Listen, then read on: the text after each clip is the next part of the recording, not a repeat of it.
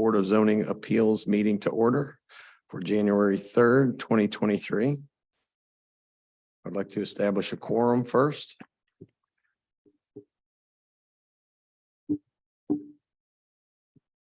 Mr. Burkhart? Here. Mr. Carrington? Here. Mr. Shepherd? Here. Ms. Joseph? Here. So we have a quorum. I'd also like to note that we are one member short. Mr. Ed Robb tendered his resignation earlier in December.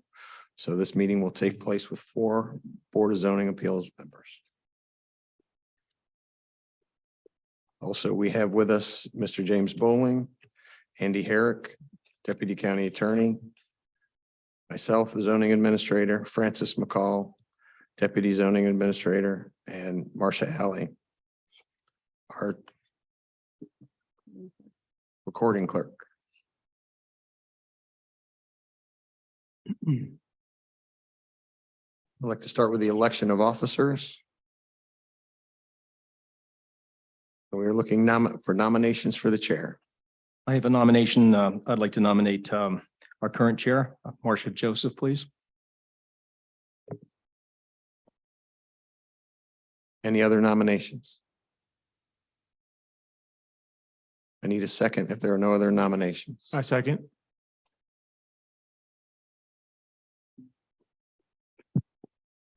Marcia, will you please call the roll? Call for a vote. Mr. Burkhart, Aye. Mr. Carrington, Aye. Mr. Shepherd, Aye. Ms. Joseph, I'll abstain. The nomination passes. Our newly elected chair is Ms. Joseph. Thank you. Thank you for having faith in me. Thank you. Good work. Okay, you can take her seat. so do I take over now? You can move to your seat. Okay. I move to my seat. So the next order of business is nomination for the vice chair. And I myself would like to nominate Mr. Carrington for vice chair. Is there any discussion? Is there a second? I'll second. Ms. Alley, would you please call the roll?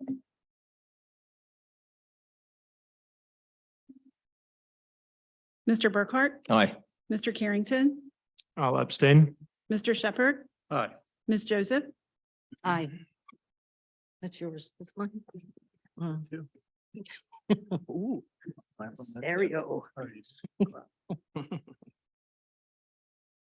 Okay. So now we have a new vice chair. Well, same vice chair as last. Thank you very much for doing this. I really appreciate it. And we are on to nomination for a secretary.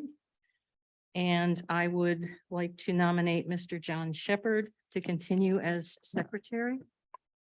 Do we have a second? I'll second. Is there any discussion? I mean, there's normally a lot of discussion on John, but not right now. So, Ms. Alley, would you please call the roll? Mr. Carrington, Aye. Mr. Burkhart, Aye. Mr. Shepherd, Abstain. Ms. Joseph, Aye. All right, we have completed the business of electing new officers. Okay, now you are welcome, and we can call this meeting to order, and Bart has, or Mr. Svoboda has established a quorum. So we are on to the review and readopt the rules of procedure. And those are in the first part of your packet. Does anyone have anything they'd like to discuss on that? Anything they had some concerns with or would like to amend? The new part has a lot to do with the virtual and whether or not someone is ill, whether or not someone is away from home, whether or not they have a family member medical condition that they have to deal with. And really what it does is it notifies the person notifies the chair to make sure that we know that part of the meeting will be virtual. Does anyone have anything they'd like to change? The only thing that caught my eye was in the last section of 7 Bravo D.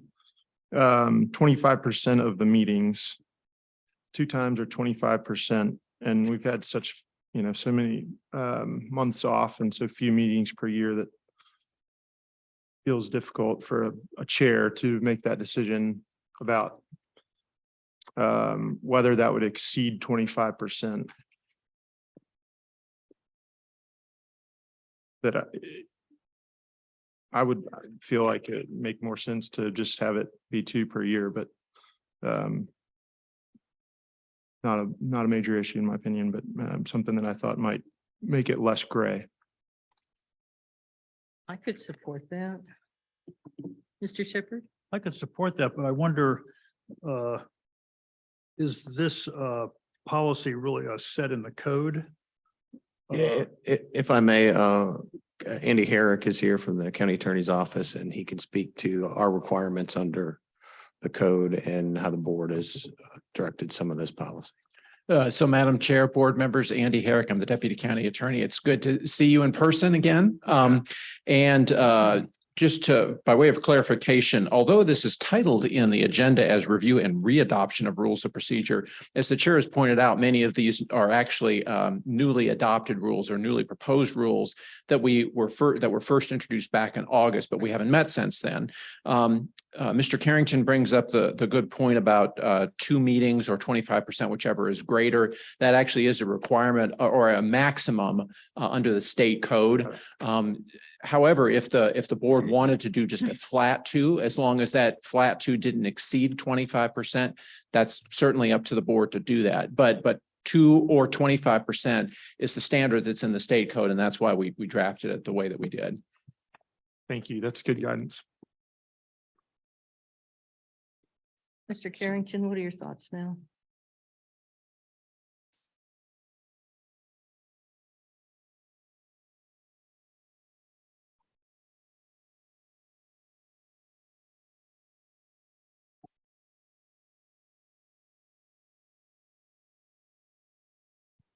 Well, Madam Chair, you're going to be the one administering this most often, and so I would defer to you. Again, not a major issue in my opinion. And given that it's matching state code, I think that's fine. I have a question. So because of the infrequency of the meetings that we've had, let's just say that we have 2 meetings in a calendar year. Right, And somebody, for whatever reason, Right. has to bail on one of them. This would affect it. right, that's 50%. Yep. That's what that's, yeah. Yep. Thank you for articulating. I would suggest that you deal with that at the time it occurs. And I think there's a way to get around that if you want to. Well, it is the amendment of the rules of procedure, right? We can amend those rules That's right. You at can, any time. you can suspend the rules. Yep. Okay. After you make a motion and do it properly and so forth. Okay. So yeah, number 9 is suspension and number 8 is amendment of the rules of procedure. So we're not stuck and we definitely don't want to tell someone they can't show up anymore. So, right? Right. Okay.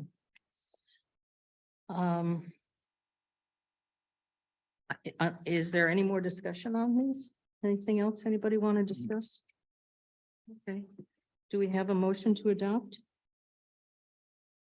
Move that we adopt the amendments to the existing rules of procedure and also the newly added amendments as presented. Okay. I second. Any further discussion on this? No? Okay. Ms. Alley, would you please call the roll? Mr. Carrington, Aye. Mr. Burkhart, Aye. Mr. Shepherd, Aye. Ms. Joseph, Aye. Okay, now we're on to review and adopt the 2023 meeting schedule, which we're dealing with times that the deadline for filing, which goes all the way to the Board of Zoning Appeals. Those are the dates we're looking at. Does anyone come up with something that they feel uncomfortable or maybe conflicts with a holiday or something? I can verify that this does not conflict with any scheduled elections. All It's something righty, that I've That's what I was looked at looking at. first. okay.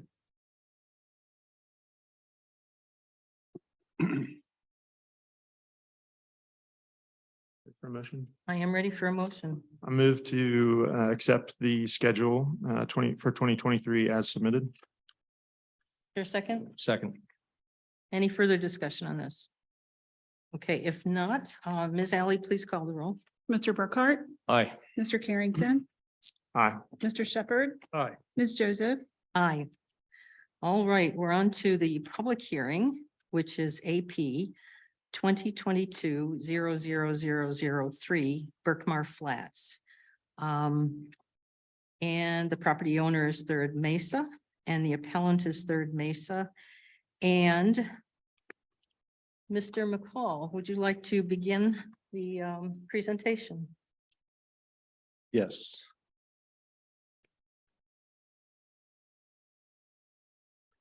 Thank you, Chair Joseph.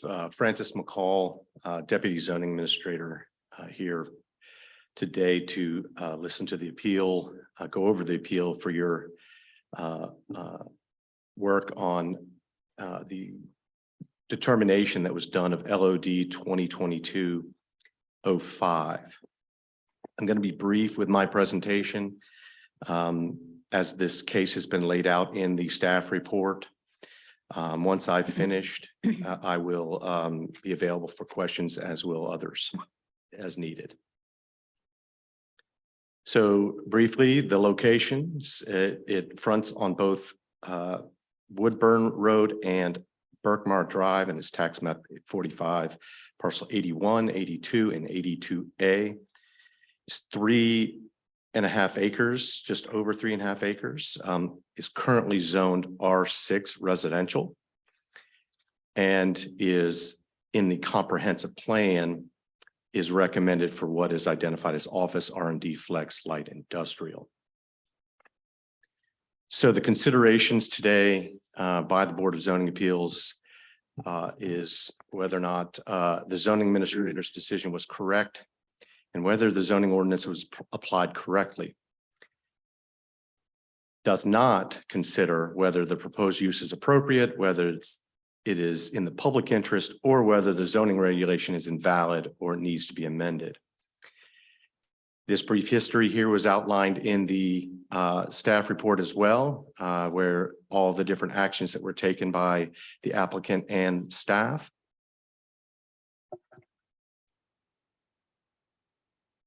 The grounds that the zoning administrator utilized for determining this were based on the bonus factors for density increases not permitted in the county code, and that the comprehensive plan does not recommend a density for increase to be allowed by right. The applicant put together a response to the determination, and staff does not agree with that determination as that the appellant's arguments and claims as identified in attachment E of the staff report. So because the zoning administrator's letter of determination was and is correct, the Board of Zoning Appeals should affirm the determination. I have a motion here, and I will leave that here for you all to move, or your motion is either to affirm, modify, or overturn the zoning administrator's determination. And right here, this is one to affirm as staff is recommending, but that is up to you after your adjudication of these facts. So I'm here for questions, and if you have any for me, myself, or Mr. Herrick, either way. Anyone have any questions now? can certainly ask later after we hear from the appellant. No questions? Okay. That's the case. Mr. Herrick, do you have something you'd like to add? Madam Chair, I don't have any comments at this time. I would like to be heard in response to any comments that the appellant might have, though. We expect that as part of the rebuttal. All right, if the appellant is here, which I think they are, would you like to come and present to us?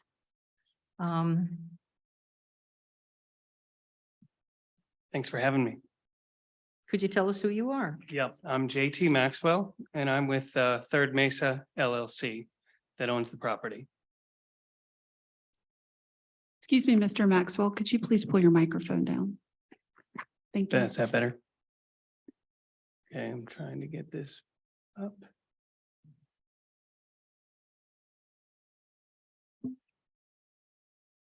There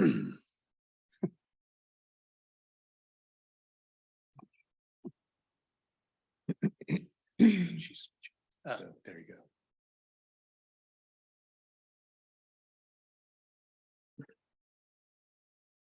Is it this one? There we go. Okay. Little background, Third Mesa is an LLC that we created for a couple of pieces of real estate. Primarily, I run a business on Rio Road in the travel business. We bought this land for the express purpose of expanding to as we outgrew our office on Rio Road.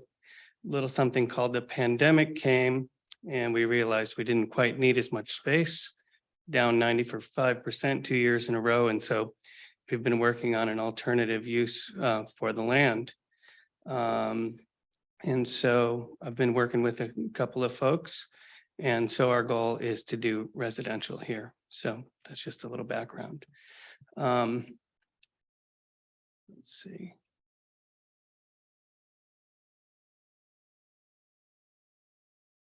So our point of trying to ask for the bonus density within the comp plan, all the uses on the left have very specific densities.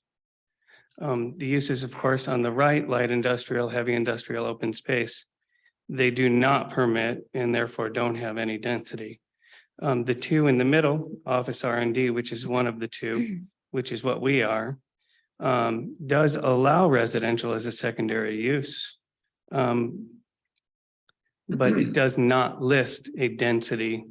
And so that kind of leads us to, if you can allow residential, then what is the density allowed?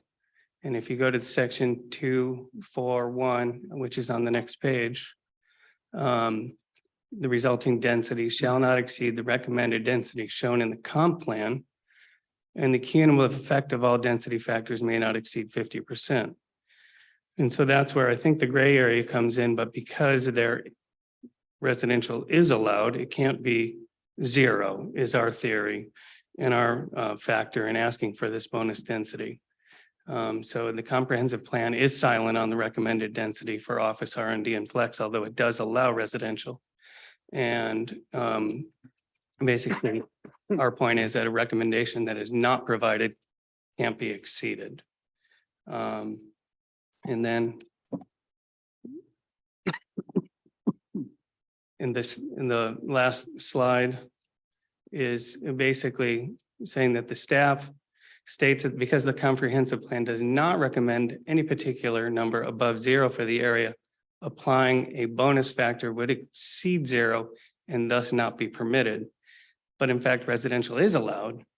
And nowhere in the comprehensive plan does it state that the density is not permitted to be zero. There's just a kind of a conflict there. So we're asking for the bonus density to allow for what we feel is within the right, given the information that we just provided. The end? The end. Okay. Does anyone have any questions for Mr. Maxwell at this time? No? Okay. Mr. Herrick, are you ready now? So thank you, Madam Chair. Again, Andy Herrick with the County Attorney's Office here on behalf of the zoning administrator. We concur in the zoning administrator's determination. The issue that we would take with what was put in the appeal, which is found on pages 107 and 108 of your materials, is that appeal repeatedly refers to exceeding the maximum density. And of course, the term maximum density isn't used in the zoning ordinance. What is used in the zoning ordinance is recited in the zoning administrator's determination on page 109, and that is that the resulting density shall not exceed the recommended density shown in the comprehensive plan. Mr. Herrick, just a second here. We don't have the same numbers on our pages that you do. It's toward the back. It's in the back. There's It's- so many It pages. is. The package has a total of 131 pages. But and- because the applicant is on page 26, their appeal letter, so it's in the back too. I Yes, guess. yes, ma'am. So if you go back to page 107 and 108 is the letter of appeal by the appellant. And what they're appealing is on pages 109 and 110. Right. It's yeah. So again, the appellant's letter on pages 107 and 108 repeatedly refers to maximum density, but that does not correspond to the language of the ordinance, which is found on page 109, and it's underlined near the top of the page. Section 2.4.1 talks about the resulting density shall not exceed the recommended density shown in the comprehensive plan. And of course, as the appellant has shared, the recommended density in this area is as a secondary use. So it was the determination of the zoning administrator that with the density recommended to be secondary, that density bonuses were not appropriate in this section. The appellant has indicated that it's interested in redeveloping this as residential. Certainly has that ability, but the way to do that would be through a zoning amendment, as was suggested in the pre-application meeting. The staff report indicated that when the applicant came in to share its concept with staff let them know what the process was, that several other proposed developments in this area had gone through a rezoning, and that was the appropriate procedure to go through to achieve what they sought. Most of the materials here that you're aware deal with a similar project or another project called Premier Circle, which was further down Route 29, and in fact went through the rezoning process. So that's the appropriate way to getting the density that the applicant is seeking here, rather than to seek a bonus density where the comprehensive plan recommends residential only as a secondary use, not as a primary use. So those would be my comments. Happy to answer any questions you all might have. Anyone have any questions for Mr. Herrick? Yeah, I do. Just looking at some notes I made, I said, I looked at this and said the staff report for this public hearing states on page 2, last paragraph, each approval of a zoning map amendment is a separate action, each with different considerations before approving the proposal. And so my question is this, please share with us some of the major considerations that the zoning administrator and staff consider before making staff recommendations to propose zoning map amendments when an applicant has requested such from your office. Right. So it's more of a holistic consideration. And as the comprehensive plan stated, that one would look at the scope of the entire proposal. And that's why it needs to be brought in as a rezoning proposal rather than as the determination of the zoning administrator. I don't know whether Mr. McCall or Mr. Svoboda might have anything to add. They're more involved in that pre-application process and might be better able to address the other factors. So, Mr. Burkhardt, are you asking what we would be considering? Is Yes. that what? And my reply basically to that would be that we really don't know each time because every project is different. So we do, as Mr. Herrick said, have to see that proposal really to then make those recommendations as far as whether something, say, would be a secondary use. And even at that, it's not really, we are doing that evaluation. We're making our recommendation to the planning commission, not when I say the we, it's planning, zoning, engineering, all the folks that review a zoning map amendment that when we make those recommendations, it's really a recommendation to the planning commission, who then make their recommendation to the board of supervisors to make that ultimate decision. And in the case of Premier Circle, I don't know the exact details and as far as how much residential was allowed, primary and secondary, but that's still the guide that the board has to go with, and it is a guide that they work from. So they are still able to make their decision however they feel, stay with the guide, diverge from a little bit, make it more strict. It's up to them to make that decision. We're just kind of recommending as far as how we see it at that bottom level of review, essentially, when it comes to a zoning map amendment coming in for for the change in the use of the property. I'm just curious because yesterday I went out to see the property out there. I saw the Berkmar Overlook. I think that's the name of the property, the Ryland Homes project that's going on. It looked it looked to me to be rather high density there, and it's just a stone's throw from this project that is before us today. So I'm wondering why the differentiation in the zoning designations on that. I don't think there is. In the master plan, I mean, in the master plan. Well, again, that was a decision that the Board of Supervisors wound up doing as far as adopting the comprehensive plan and the master plan. And if you're familiar, they're currently going through that with AC 44, that as far as reevaluating all the different comprehensive plans. This master plan, Rio 29, sorry, not Rio 29, just the places 29 is just a portion of that the comprehensive plan as a whole. So that was the board's decision as far as how they broke that up and decided to say, so without really going back and understanding what their thinking was and why it stopped here and this one. But the property of Berkmar Overlook, it does have the same designation as this property in the comprehensive plan. And they decided to go with the straight by right development without using bonus density. They proposed it and we laid that out to them as well. They just did not challenge that or ask for an official determination. They decided to build by right and got what you saw out there right now. Okay, thank you. And one other thing I would add is that we deal with the zoning ordinance and the comp plan as we have them. As Mr. McCall's presentation pointed out, it's really not for us to sit in a position of saying, well, maybe the zoning classification should have been this or the comp plan classification should have been that. It really, I think the question is this a development that can go on and have a bonus density by right? Or is that something that would require an additional submission and more case-specific consideration by the Planning Commission of the Board of Supervisors? Okay, thank you. Mr. Burkhart, I also think that the Berkmar Overlook are much larger. Excuse me. Yeah. Members of the BZA, could you guys speak into your mics? Yeah, somebody you. made my chair really low. So, yes, is that better? Thank you. Yes, thank you.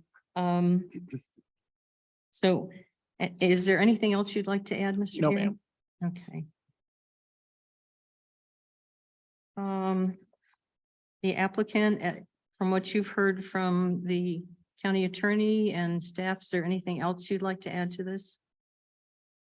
Just simply that this isn't about, we understand that we could ask for a rezoning, but whether or not a bonus density is allowed with the comp plan. And I think that's really what it boils down to is there's no density. And so what does bonus density mean if there's not a bonus density, but residential is allowed, right? I have a question. Yeah. Assuming you were to go through the rezoning process. If we went through the entire rezoning process, trying to ask for a higher an R12 or something like that, yes. And my question about that is the time element involved and the cost of money for you, Correct. because that's going to be an enormous cost if we continue to have an untamed economy with high interest rates.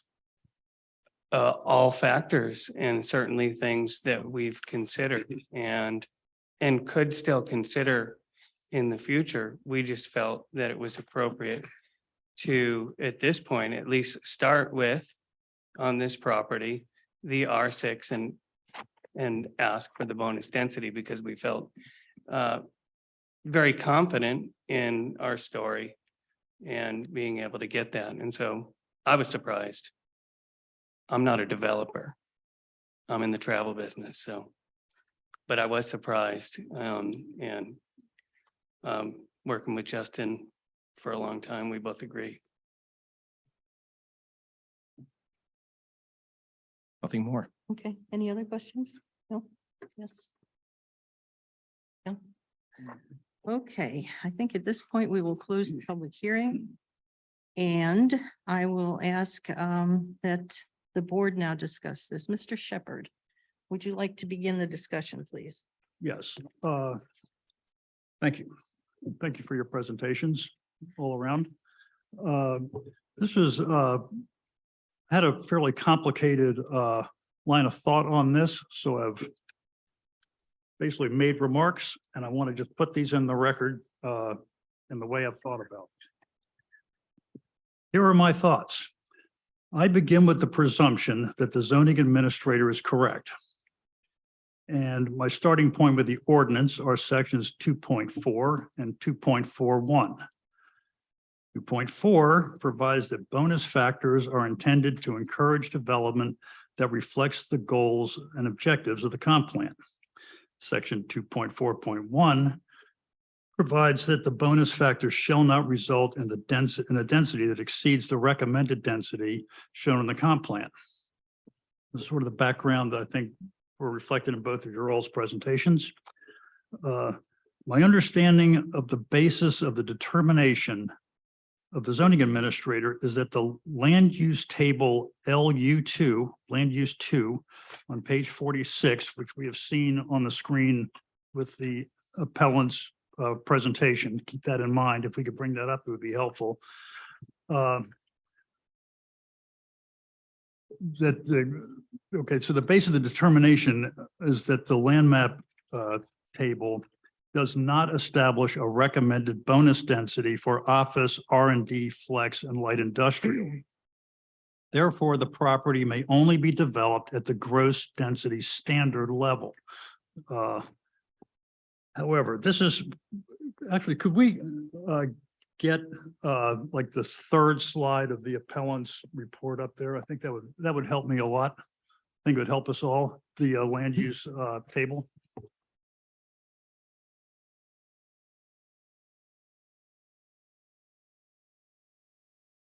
Yes, thank you. So that table, this table here provides certain specific densities for urban mixed use, 3 to 34 dwelling units per acre, urban density residential, 6.01 to 34 dwelling units, and neighborhood density residential, 3 to 6 dwelling units per acre. The plan does not recommend any limits or changes in density for office R&D, flex, light industrial land use designation. That's these two, the columns here, like the 5th and 6th over. They allow residential, but there's no density recommended. Is what is stated, is what shows on there. The plan does not recommend any limits or changes in density for office R&D, flex, light industrial land use designation. I think it is reasonable to assume the board considered and rejected the addition of density recommendations for this designation and approved the plan with no limitation to the underlying R6 zoning, which includes provisions for a bonus density. In other words, they didn't forget. I'm making an assumption here, but I'm looking also at the words on the page that since they were very conscious of establishing certain densities at certain levels, certain levels of density in different areas that are designated in the plan here, that to leave the underlying zoning with no comment, it's just there. And what is there is R6 zoning, and R6 zoning has bonus density factors as a part of it. So that's the way I'm addressing section 2.4.1. And also, as required by section 2.4, I think this proposal is in accord with the intent of the comp plan, which is required for any review like this. The comp plan, which includes provisions for the protection of the environment, affordable housing, and driving development to the growth areas to relieve pressure on the rural areas. I want to, and I want to hear from my fellow board members before I make a final decision on this.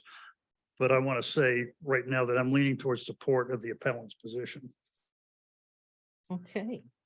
Also, I want to add one more point. I don't know if this is how germane this is, and we don't have to get stuck on this, but the idea of the housing as a secondary, is provided here as a secondary use. I think that I don't want to confuse that with the idea that in any way that like the density of the housing has to be secondary to some other use on this parcel. Like you could have, lots of retail on the first floor and less housing on the second floor as a secondary use. I don't have it at my fingertips, but I'm sure that the comp plan says, and I mentioned in the report, that the idea of secondary housing is to be applied throughout this entire district. It's not to be parcel specific. So I didn't mention that in what my prepared remarks, but I don't want to get, I want to put that in the proper perspective. Anything else, Thank you. Mr. Shepherd? No. Okay. Mr. Burkhart, what do you think? I'm in agreement. I'm in agreement with those comments. Want to add anything else? Nope, I think it's been covered. Okay, Mr. Carrington? Thank you. Yeah, I mean, obviously this appeal boils down to a math equation, and we're left with a blank in the space where we should be provided a number. And that makes our job really difficult today. But I do find it difficult to believe that the comp plan recommends a density of 0. I think when I read it, that it does recommend residential use.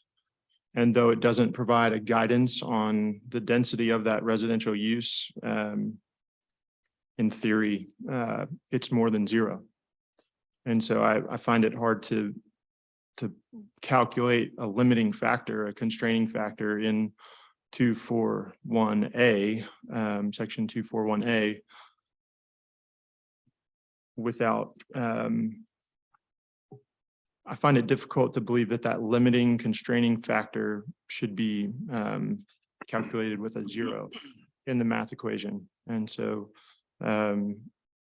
I concur with my fellow board members who have spoken so far that I think the underlying zoning, the R6 zoning does by right have a bonus factor included in it. And as we're calculating out the constraints, I don't think it's appropriate to use a 0 in a scenario where the comp plan does recommend a residential use as a secondary use. Mr. Bowling, would you like to comment on anything that you've heard said by this board at this point? No, I'm not, Well, I want you to keep us out of trouble I here. am, Okay. I'm trying. Okay. Okay. When I pipe up and I say, hey, you're getting into trouble, I'll let you Okay. know. Okay. Okay. So right now, okay.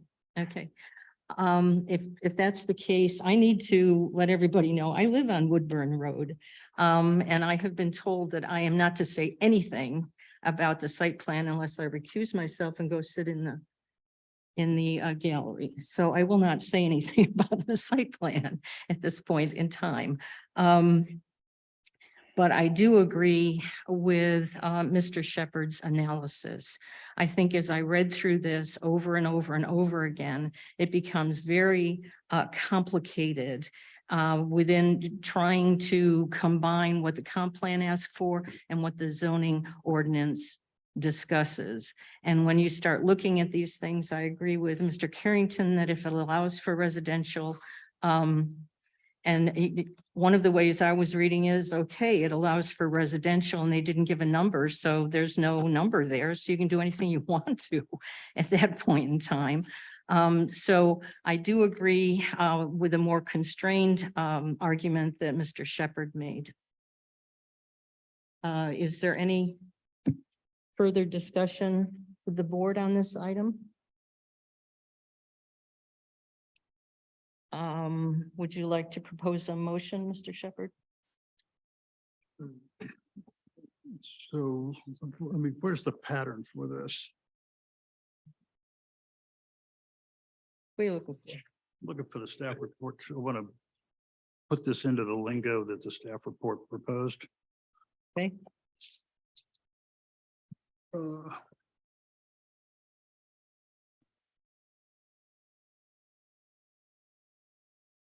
The staff report only proposes, So it's either affirm, modify, or overturn.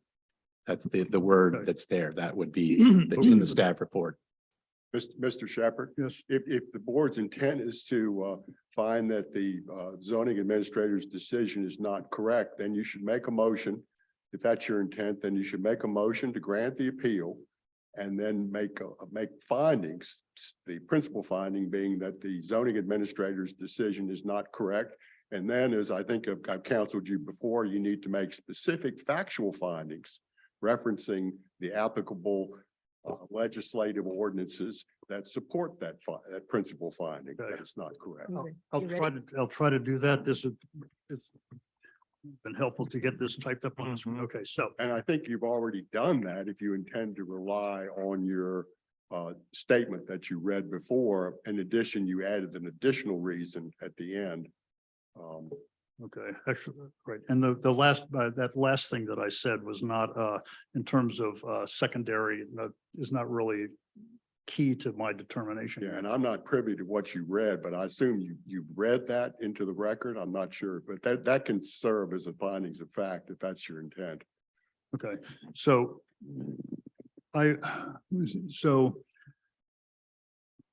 I move that we uphold the position of the appellant in, Or grant the appeal. we grant the appeal for AP 2022 5 or 3. 5. Sorry for stumbling here. Excuse me, it's actually AP 2022-003. is 3. Okay. Okay. I move that we overturn the zoning administrator's findings in his appeal and his determination on the basis of, Well, first, your principal First finding is- is that you're making the determination the zoning administrator's decision here is not correct. so, and I'm included in the motion is that we find that the zoning administrator's opinion is not correct. Decision. The decision is not correct. There you go. Right, I'm trying to do two things at once. here. Yes, we do 2 actions here, correct? No, one action. One action, so Yeah. they both, so one is to determine that the zoning administrator's decision was not correct. Right? But I'm just following the statute. That language is surplus. The statute sets forth what you're required to do, and that says you're to make a determination is whether the issue before you is whether or not the zoning administrator's decision was correct or not Okay. correct. Okay, We If it's find that the correct, zoning you should administrators, uphold the zoning administrator. If it's not correct, then you should so move and then give the statutory basis why you made that determination. is not Then correct vote on on the basis of ordinance sections 2.4, 2.41, and the comprehensive plan as is shown, the aspect, the portion of the comprehensive plan shown on the land use table 2, showing the zoning designations proposed for the zoning of the comp plan designation of this project. Getting there. I'm not privy to what's in front of you, Mr. Shepherd. You can read that Not into much. the record if you want. Well, it's just, well, it's from what I read, well, Go walk over there and show you. Yes, discuss right now. Absolutely. Once we have the motion, then we'll have a discussion and the motion can. be That's what you amended. need to reference. Trying to Yeah, get and there. then the additional part that you added at the end, I can't remember exactly what you said there. The last part that you talked about was, the fact that the secondary use was not a site parcel specific, it was for the district as a whole. I don't know if that's really. Well, that's up to you. I don't know. I mean, Okay. you have to decide. Driving towards making the motion just on the basis of what I read. That's 3. I've read this verbatim. It's a 3. Just read this verbatim into the record. Can we do that? Mr. Bowling said we That's the could, basis for your findings, Miss- and I Miss- would recommend you do that. that we could do that. We're still sort of, we haven't had a second yet, okay? I'm not sure that- He's still making a motion. He's Still working on the still motion. working on a motion, but we also have a request from another board member to speak at this point in time.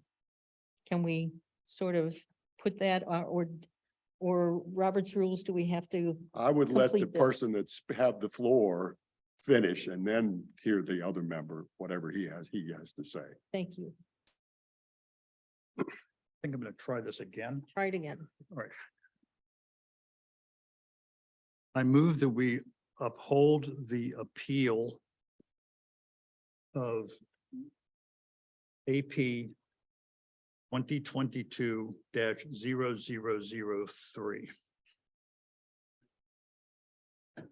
That we find the zoning administrator's determination to be incorrect on the basis of my statement made earlier in the meeting that made reference to sections 2.4, 0.41, and the comprehensive plans for for this proposed district, particularly the land use table titled LU2 Land Use Designations provided for this for this zoning.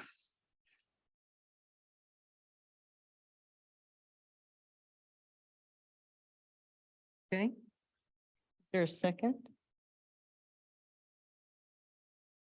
To John's motion, is there a second? Ask a question. Do I need to do that after a second? We can amend his motion. I'll second that.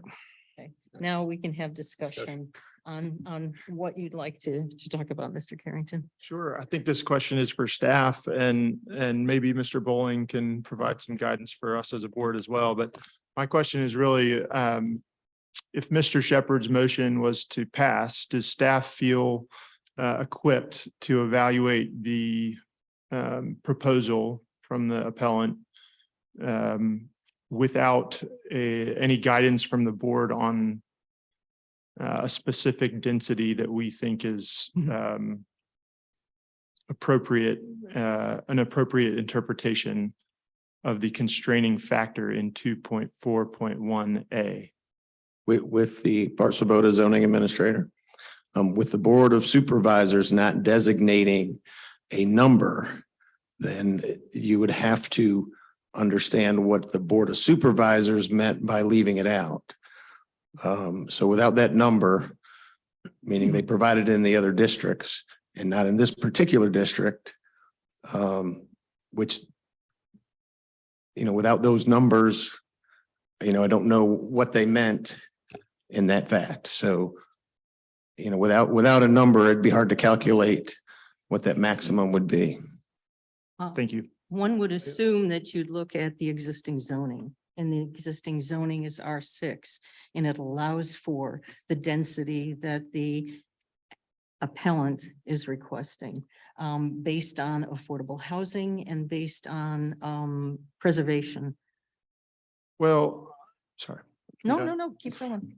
I don't disagree, but I also think that our purview, if that's the right word, is fairly narrow here, and that the staff's job is to simply interpret the words as they are on the page. And so in section 2.4.1A, I think that we are very narrowly asked to determine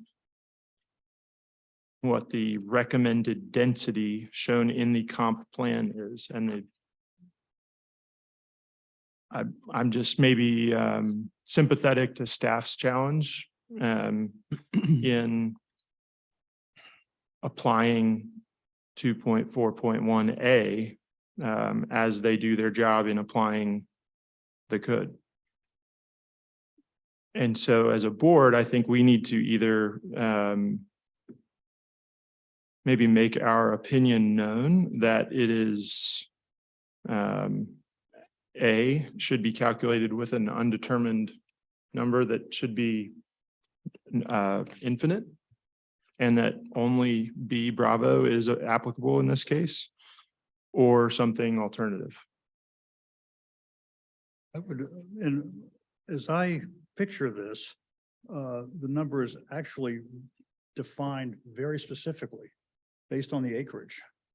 Because the bonus densities are applied on the basis of percentage of the allowed density. So in this case, the number is 5.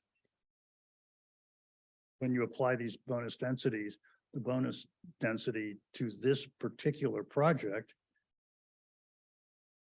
allowed goes from 21 to 26. 26, yeah. From 20 to 26, based on the acreage. And I'd also say, just at least as I was looking at this, I'm suggesting I don't think we have to read the minds of the supervisors, because I look at that as for that designation, they were accepting and approving the underlying R6 zoning, which has bonus density calculated as a percentage of the size of the parcel. So it's not an unknowable number. I think there's a ton of common ground up here on the board, and I think that we can all see where we're probably headed.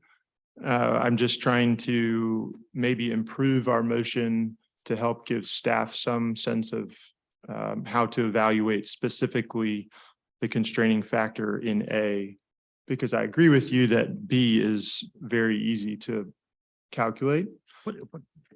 Section 2.4.1 A and B, there's 2 constraining What's the factors. page number? Is it, and again, staff, if you, So I can clarify the cumulative effect of the 50%. Right.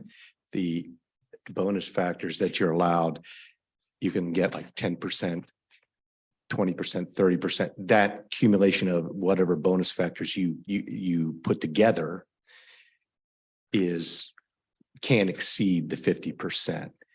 But the first question is whether or not you can even, there's something to go over on that. Can you even use the density bonus in this particular case? And that's what you're discussing. So. right. Yeah, I think what I don't want to do is find ourselves leaving this meeting without some discussion of how staff should evaluate the limiting factor, the constraining factor in A alpha. Because I think we have a lot of momentum here towards a certain motion, but I don't want that motion to be void of some sort of opinion on how to calculate that constraining factor in A specifically. I think B is really easy. And I think what I heard Mr. Svoboda say is that it would be difficult. Is that correct? Yeah, we would base the calculation on what is recommended in the comprehensive plan, and there isn't a number recommended. There are in other sections of the comprehensive plan. Right. So So I guess what I believe the don't board want to, overlook that. I think what Mr. Shepherd is saying is that it's not the comprehensive plan, it's the zoning ordinance that recommends an R6 residential density here.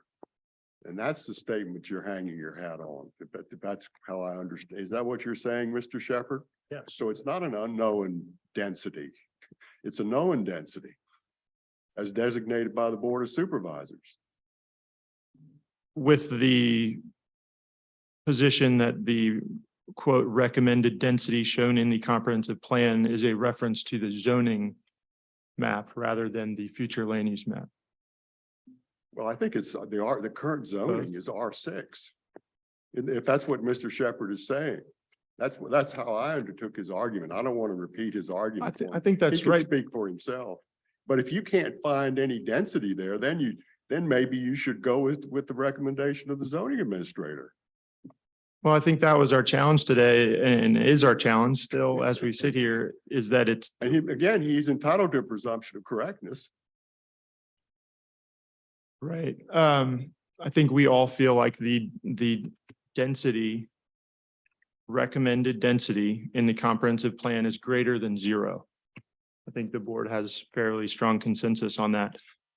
What I didn't want to do was leave this and have a further disagreement down the road between the applicant or the appellant and staff about how A should be calculated. 2.4.1A should be calculated. And I think what the board has suggested is that they should only be constrained by B with the assumption that a recommended density, it's really a recommended use and there is no specific density. I'm wrestling with this a little bit and I want, some input, but what I don't want to do is set ourselves up for another appeal. Mhm. I want to equip staff with at least this board's opinion on how they should evaluate this appeal or this application. Well, it's not an opinion that's going to be an issue here. You need to make findings of fact. Because you're not in the opinion business. I mean, that's not your role, Totally. with all due respect. Right, the findings in fact is that there's not a 0 that is designated within the LU2 and or the land use map itself. It doesn't talk about, it talks, we will allow you to have residential, but it doesn't talk about the density.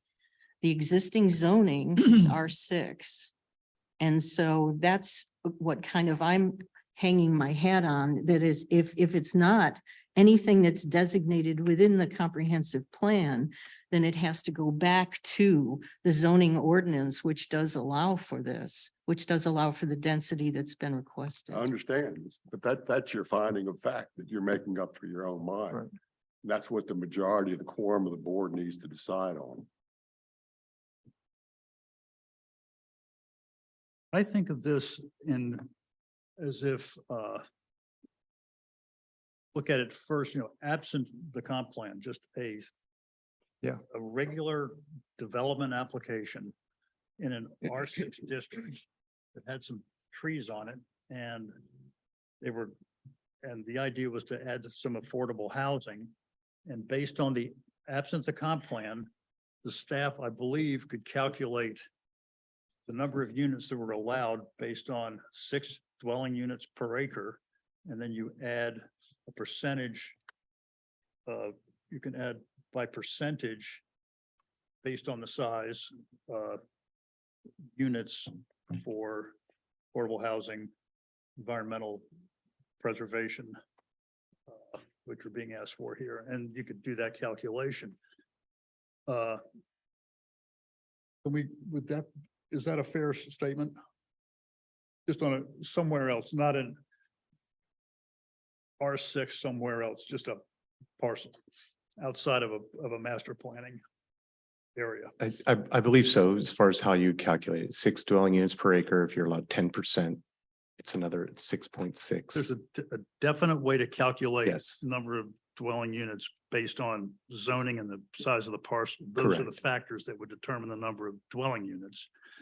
So then I start with that, and then my reading of the land use chart is that, you know, the comp plan, you know, if the comp plan has recommendations about zoning, they must be accounted for.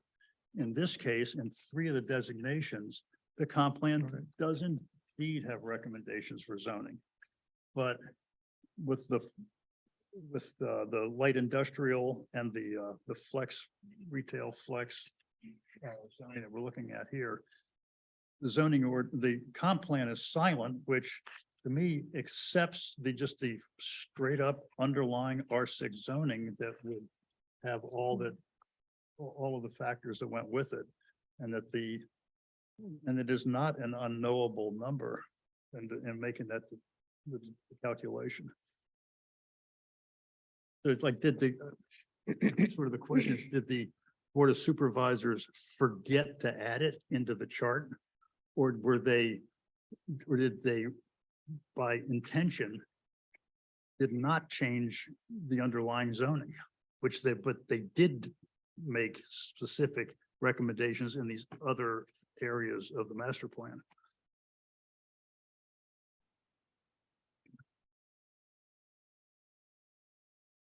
Is that helpful, Mr. Carrington?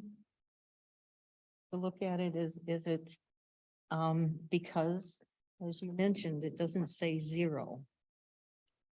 That then it reflects back on the existing zoning to allow whatever density is allowed in the ordinance with the existing zoning, because this isn't, I don't think this would open it up to an infinite amount that would allow them to do as many houses as they could cram on the site. Make your decision pretty indefensible. Just proposed. If you had an infinite number of residential units. Right. Yes, but there's 2 constraining factors, right? And they work in tandem. And so I think they Really, you been- have a dilemma that you have an ordinance that has gaps in it, right? And there's no Yes. way, you know, that's the trouble. But the one thing you do know is zoned R6. Right. Yeah. So the Board of Supervisors says. satisfied to move forward or to close my question out.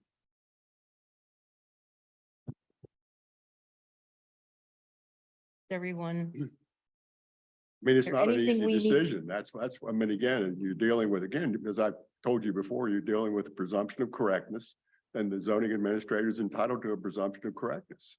And the applicant has the burden to meet that. So it's, I mean, that's the dilemma here. That's the dilemma in any appeal that's before you. In this particular kind of situation where the issue is solely whether did the zoning administrator correctly interpret the zoning ordinance.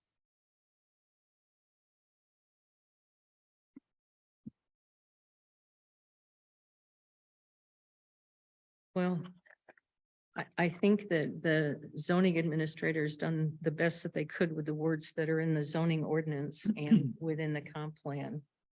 But what I'm hearing and the vote the motion and the second have really indicated is that this board feels that that's not how they would have interpreted or they read the ordinance. They read the words It's not themselves. a read of the ordinance. You need to make findings of fact. I keep saying, I'm going to go right back to Findings of that. fact. Findings All right, of fact. findings of fact. And the Findings facts of are the ordinances that are before you.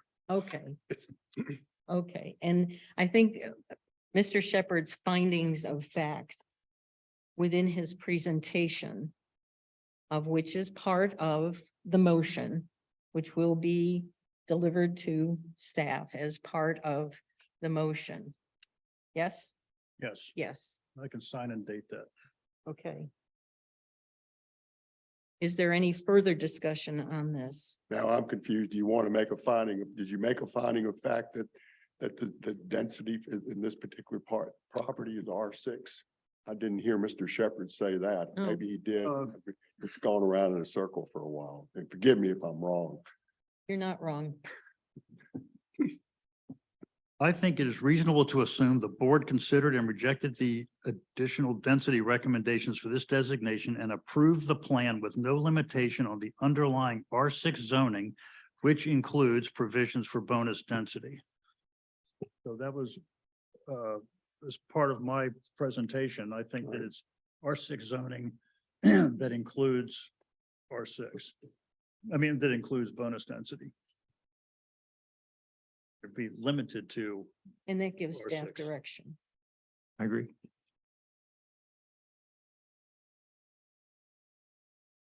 there any further discussion? Mr. Bowling, anything else? No, We're good? I'm not saying you're good. This is a hard decision. Oh, my ego. I mean, it's, Christ. I keep coming back to it. He's got a presumption of correctness and, and that's under the statute and you're wholly a statutory creature. That's, but you've got a quasi judicial role and, it's not a perfect, the case, it's not perfect, as the 130 plus pages of staff report indicates.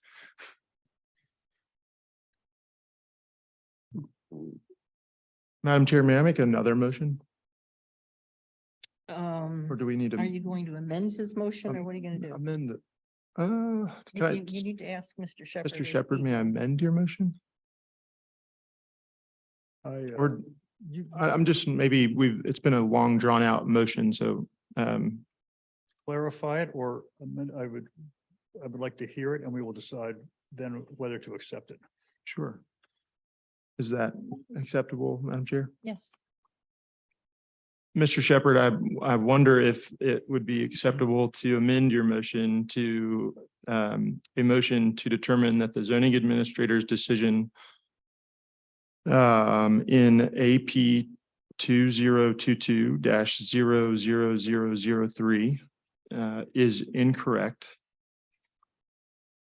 making a finding of fact that SDP 2022-00023 showing 26 dwelling units is in compliance with Chapter 18, Section 2.4.1.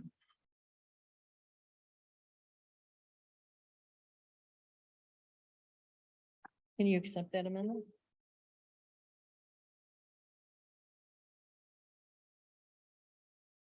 Like sort of talk this through. This is a new thought for me. So we're referencing the site plan.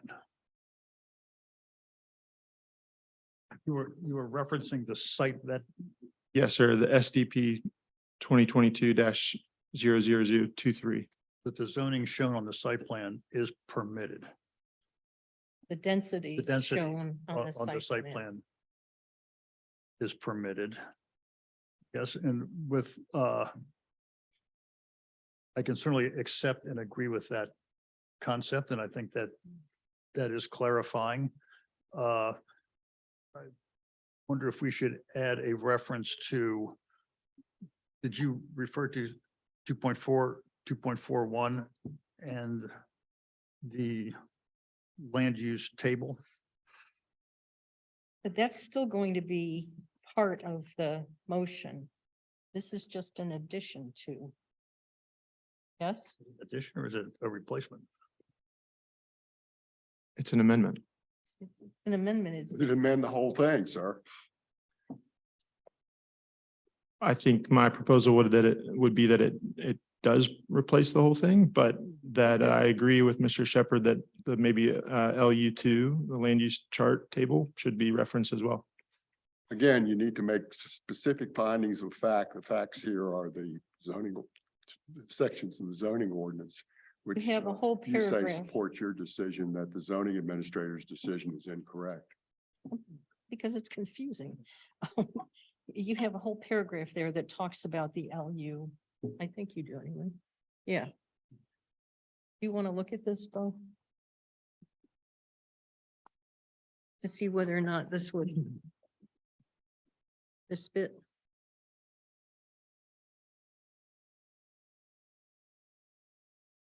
I track with that and agree with it. Okay. So, I was just trying to help, and if it's not helpful, let's it is disregard. helpful. It is helpful. I think that one thing I'm going to request is that you guys get us a keyboard so that we can write these down so that everybody sees what it is we're talking about and what the conditions are and what the decision that's been made. I know, Francis, you've done this for us before, but if it's something that's just a little bit too much, if we could have a keyboard so that we could start doing this and everybody could see what's going on, that would be really, really helpful. Okay.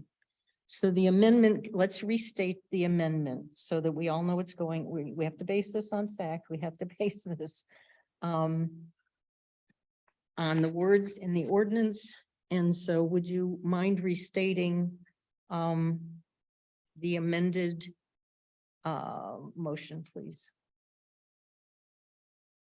I propose to amend the motion to move to determine that the zoning administrator's decision in AP 2022-00003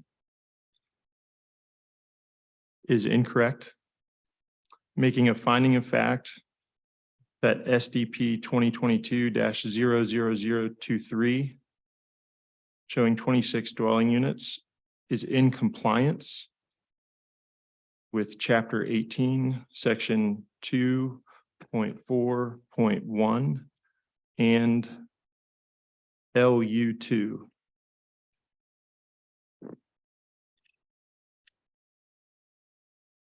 From a staff perspective, excuse me for interrupting, Mr. Carrington, but could you clarify whether that is 26 dwelling units per acre, please? 26 dwelling units per acre? That's what the plan is approved for. So Mr. No, it's not. It's just 26 dwelling Oh, units. Units.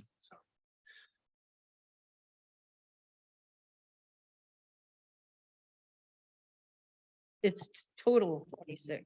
That's correct. The staff report is listed incorrectly. It's the plan proposed a density of 26 dwelling units per acre. It was just a total of 26 dwelling units. I think that was, yeah, that is not correct in the staff report. It went from 21 to 26. Well, current 26 exceeds the density for the R6. 21 to 26 units. Good.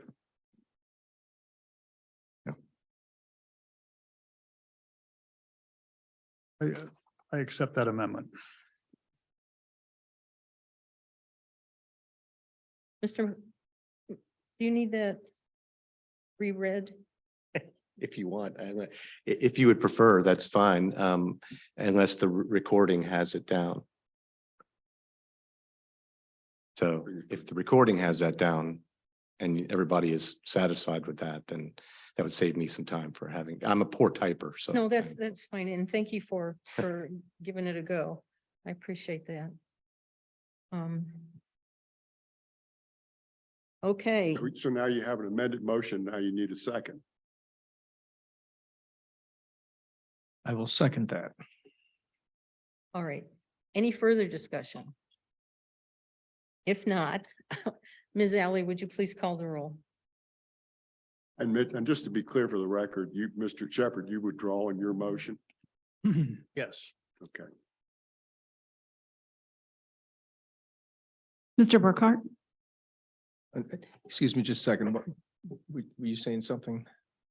No, Mr. Bowling asked, was I agreeing to the withdraw. Mr. Withdraw your, Carrington's amendment replaces my original motion. Okay. and you accept that. I accept that. And yes, So the vote right now is on the motion that has been amended, correct? All right. as Yes. stated by Mr. Carrington. Aye. Mr. Burkhart. Mr. Carrington, Aye. Mr. Shepherd, Aye. Ms. Joseph, Aye. Thank you. This really was, I mean, there's confusing language in the ordinance itself and confusing within the comp plan. I know the comp plan is under review now and is going to be changed, and perhaps this is something you might suggest that somebody look at it. So again, it's not up to applicants or the Board of Zoning Appeals to try to figure out what the Board of Supervisors was thinking when this was approved. So thank you, guys.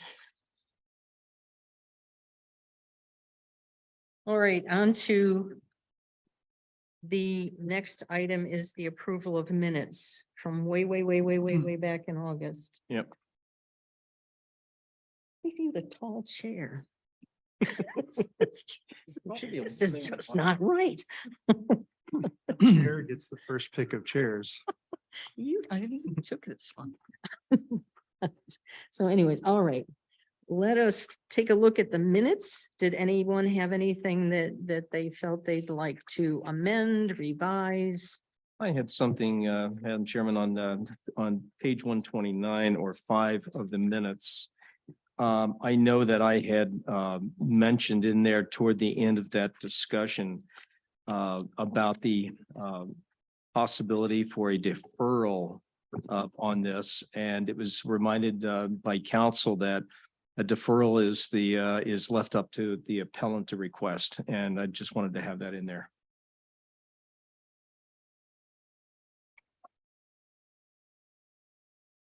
Does anyone have any other comments or comment on anything Mr. Burkhardt has just said? Anyone agree to that or disagree? Is it okay?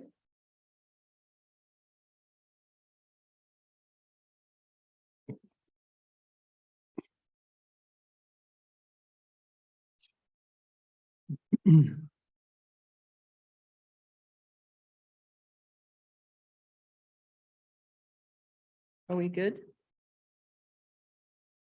I don't have any changes or comments. Mr. Shepherd, you're all right with that change? Yes. And I'm all right with that change. Ms. Alley, can you make sure that that happens?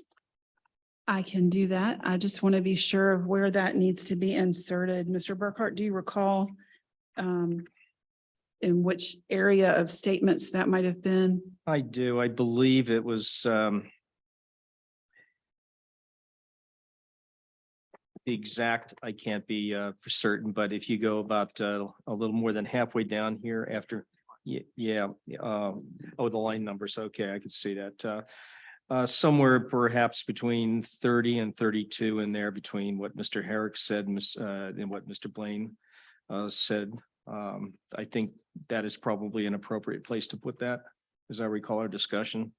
Okay, I can go back and listen to that recording. That just gives me a good starting point. Okay. If there are no more amendments or comments on this, would someone like to move approval of the minutes? Move that we approve the minutes for the meeting on August 2nd, 2022. There's a second? With the revisions as requested by Mr. Burkhardt. I second. Okay. Any discussion on this?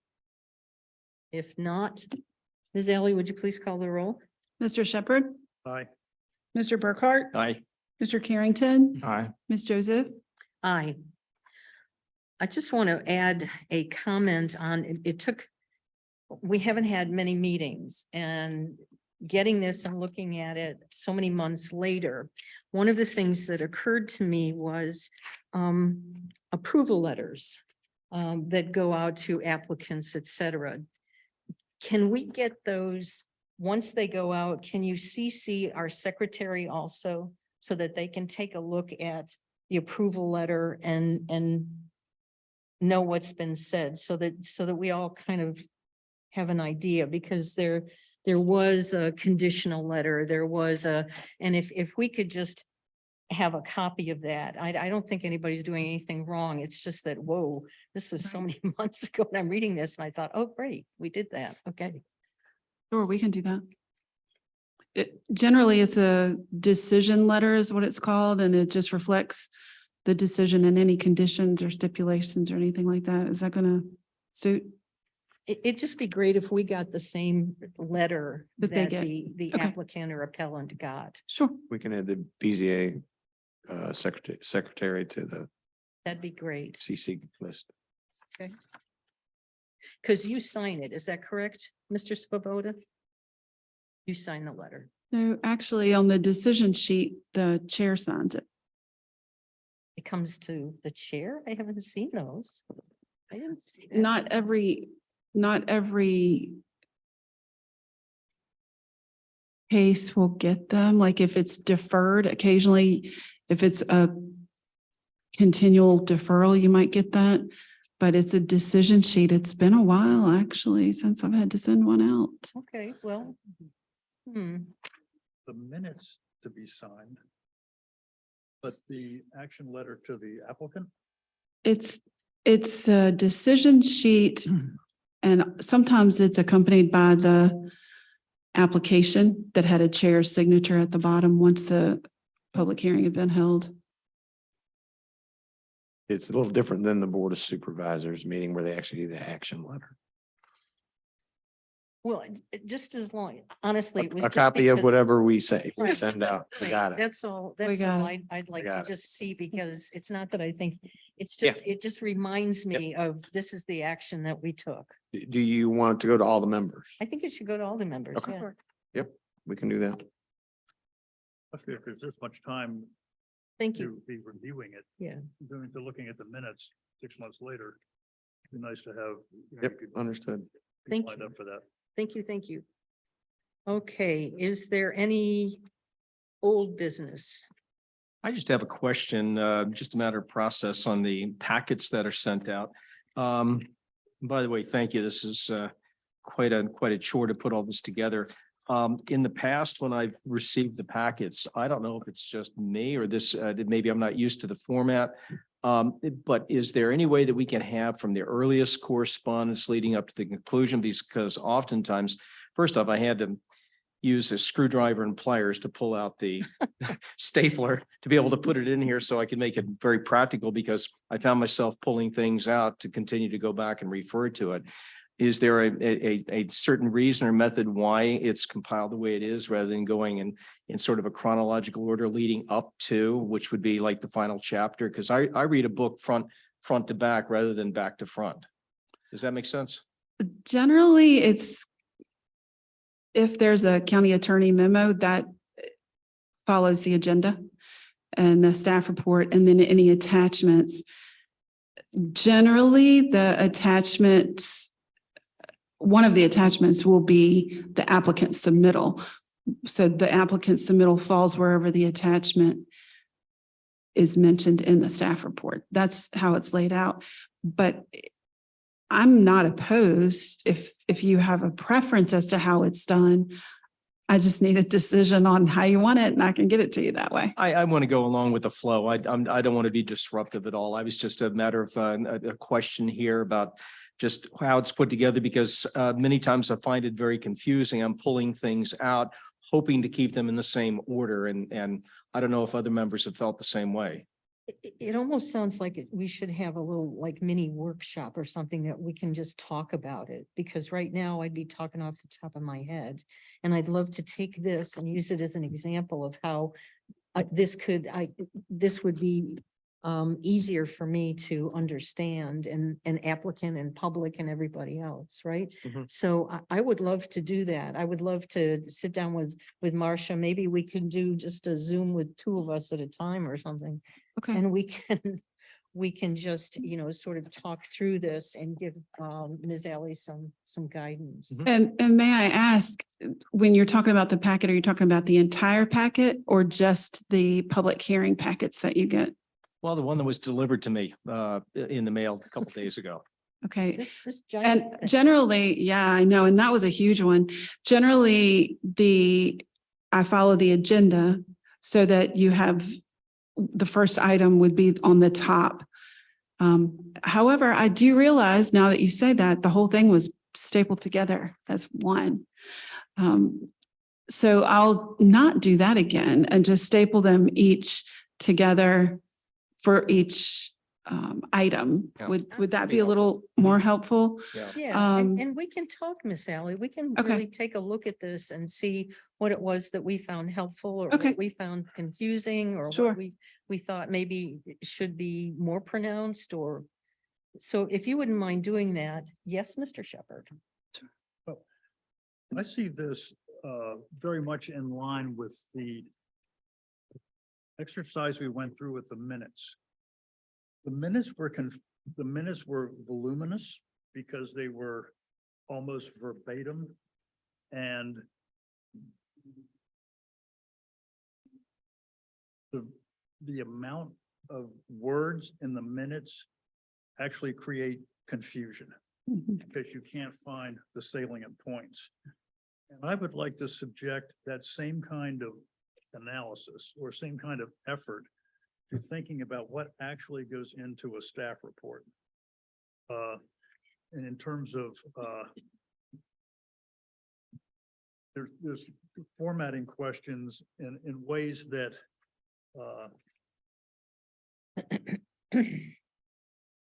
complicated to talk about it. I don't want to get way and criticize or get into this or any particular one, but I have a lot of ideas along that line where it is a thing where it's part of from a board member standpoint. Part of this is really like putting together a puzzle. It's not, it's hard to follow them sometimes.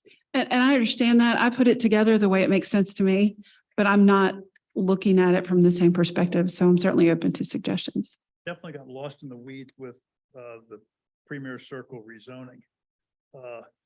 If it's in the report, I feel like I'm responsible for reading it all.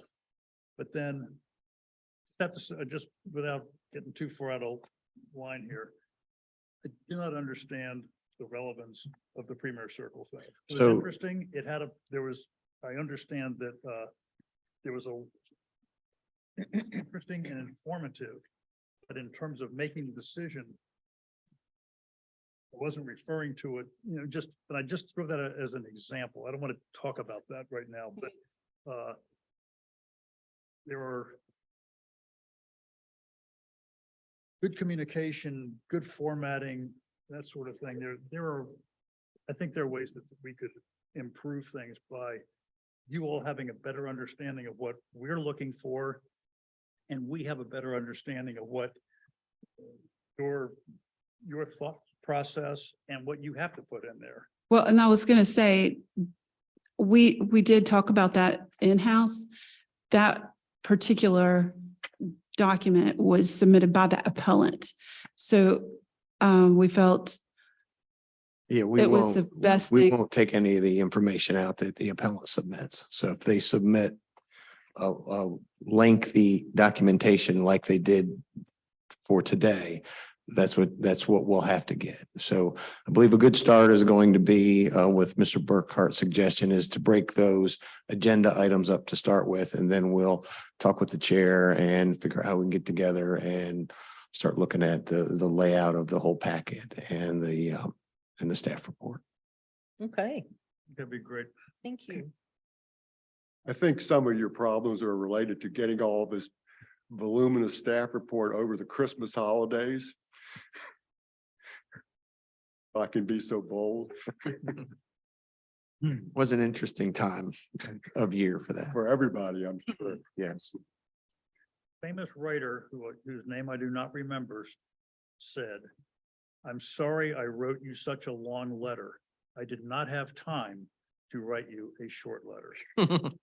And there's wisdom to that. Okay. But what Bart says is true. I mean, if it's part of the package that he considers, he feels duty bound to send it on. So, Right, so I right. think he has to. right. And I think there's a piece of paper that could be clarification that all of this bit was submitted by Yeah. the appellant.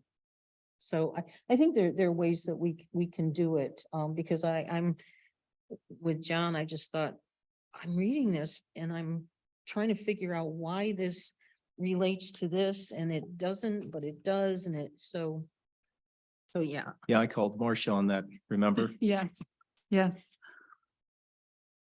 Okay, is there any other old business? Okay, there's, I want to talk about Ed Rob, but I want to leave that till last. If you would, what do we got here? I hope I've got more. We're going to be discussing Mr. Bowling's contract. And this is what we looked at last time. Mr. Bowling, I need to get up and look because my watch said. Yes, sir. My watch told me to get up. Oh, I Sitting know. too If you long. sit too long, you Yes. go Yeah. crazy. Yes, so.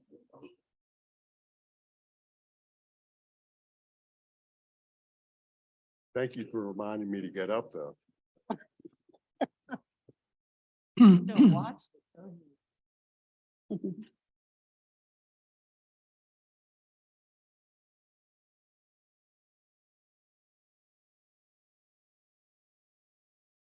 And from conversations with Mr. Bowling, he would like the contract to remain the same. With the date changed, so that this would be from July 2023 to June 30th, 2024. Is that correct, Mr. Bowling?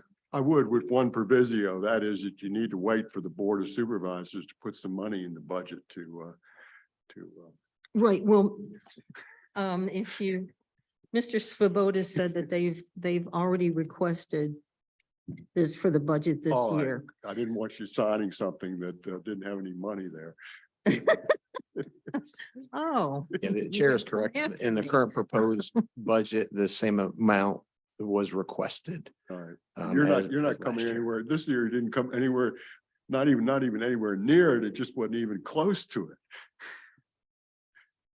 So I would ask, if we're going to follow through, that, the board make a motion that after the amendments are done, that the chair is allowed to sign the contract. So we have that settled and we don't have to come back and have a second meeting for that, if that works.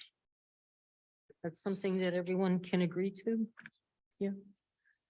Do we need a motion for that? Move that the chair can sign the contract with Mr. Bowling. We have approved it. That reflects Amendments. the Just, amendments. of just like the contract that's presently in effect, which changes the detail. Updates the contract to make it current for this year, the same, which is the same as last year. Their second, I second. any discussion on this? Yes. Thank you very much, Mr. Bowling. Yes. Appreciate your guidance and counsel. Well, don't thank me yet. Who knows what'll I happen. can change my mind, but right now I'm just thanking you. You ran it you ran it up quite a bit on that motion that, But again, this is not anybody's fault. I mean, this LI stuff has been in the current zoning ordinance forever. And you have to realize at one time I think Andy can help me here. It's completely surrounded the reservoir.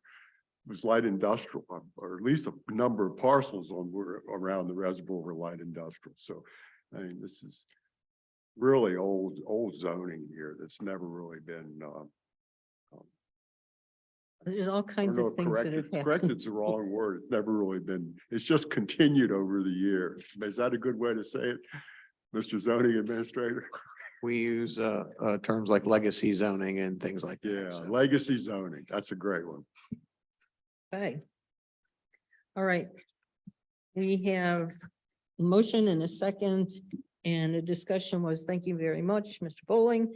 Now, Ms. Alley, would you please call the vote? Mr. Shepherd, Aye. Mr. Burkhart, Aye. Mr. Carrington, Aye. Ms. Joseph, Aye. All right, I think we can quickly discuss. We did, Mr. Rob has offered his resignation. I would like to come up with a draft appreciation letter that I'll send around to everybody. And we talked about including staff. I don't know how you feel about this, Mr. Herring. But we also talked about designating Ms. Alley to make a lovely certificate for him, offering our appreciation to him. Because I don't know if the Board of Supervisors will do this, but I certainly would like to let him know how important he's been to this board and to the county of Albemarle. So I'll send it around to everybody and, just amend, add, subtract, whatever you want to do. Okay? Okay. And make it pretty, Ms. Alley. absolutely. All right, Madam Chair, would you entertain another item for discussion under new business? absolutely. Okay.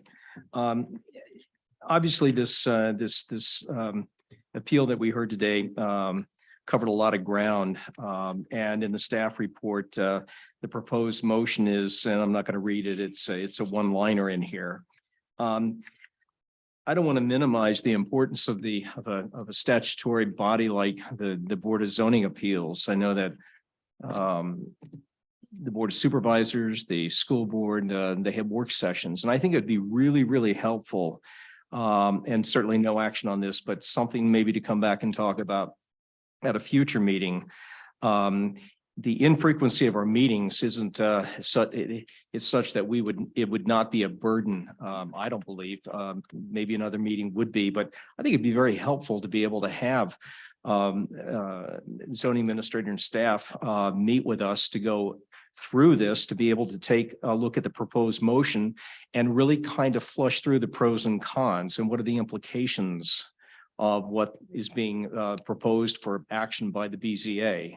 I don't know. It's a thought I had, and I think it would be very helpful to me and maybe, the general public that takes a look at this body and maybe wondering about proceeding on some matter in the future, knowing that this is going to be a really thoughtful process that is discussed ahead of time before they have to step up and make the presentation. Yeah, we can do it sort of like a training session or work session. One of the things we won't be able to do, we'll be able to look at some previous cases, but what we won't be able to do is do a work session on a case coming up. Okay. Because that is strictly about that process Understood. and that appeal.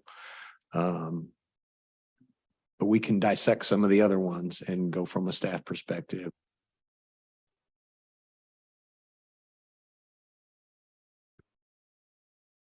We do the motions,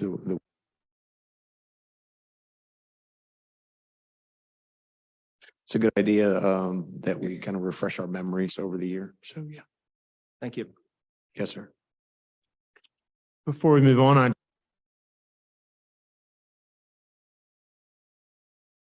of the BZA meetings today, and I think it's important for us as a board to point out that the infrequency of our meetings is really a compliment to staff. That means, in my opinion, that staff has done a really good job, because surely it's not for lack of applications and site plans that are coming through. So again, as we've commented a lot about the infrequency of our meetings, we certainly appreciate staff's work. Thank you. I'll second that. Yes, and I want.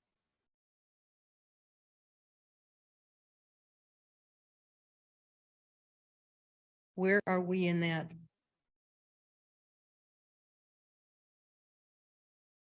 Touch with the Circuit Court Judge's Office, Judge Higgins, to ask how they wish to proceed. So as you know, this will be filled by the Circuit Court. So we're in that process. We will get an update probably this week or next week from Travis on where we are. Because of the holidays, as soon as we got it, we sent it out. It was that day or next day. But we have not, and we tend not to aggravate the judge. So we'll ask for an update and we kind of lean on Travis for that. Been 2 weeks. Yeah, so it's been about 2 weeks. So it's in the works. It is in the works. Yes, ma'am. Okay, thank you. And I'm sorry, I didn't mean to cut you off. I had my note here and I wanted to remember it.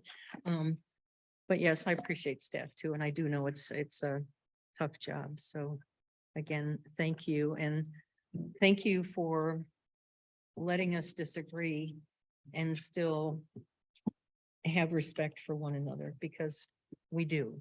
Yeah, that's the process. Yes. Thank you. Appreciate what y'all do too. Thank you. All right, at this point then, I think that we are, what? We I do. move to adjourn. Right, we do have potentially an appeal for March. We actually believe that from talking with the applicant, they meant to actually apply for something different, but I just want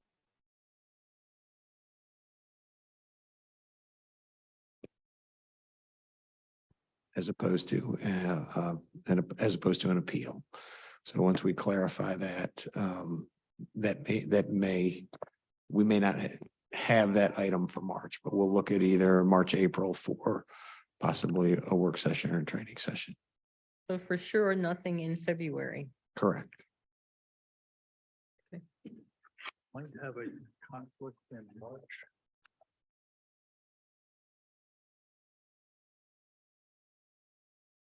Like, I might have a conflict with the March meeting. Okay. So I'm interested in hearing when you know something more specific, I would like to know that. Yes, sir. Yep. And that being said, then we will look beyond that date for any type of work session or training session. Sounds good. I move to adjourn. There's a second. I second that. Gonna be all those in favor? Aye. Aye. Aye. Thank you. Anyone opposed? No. Only got away with What? seconding it for making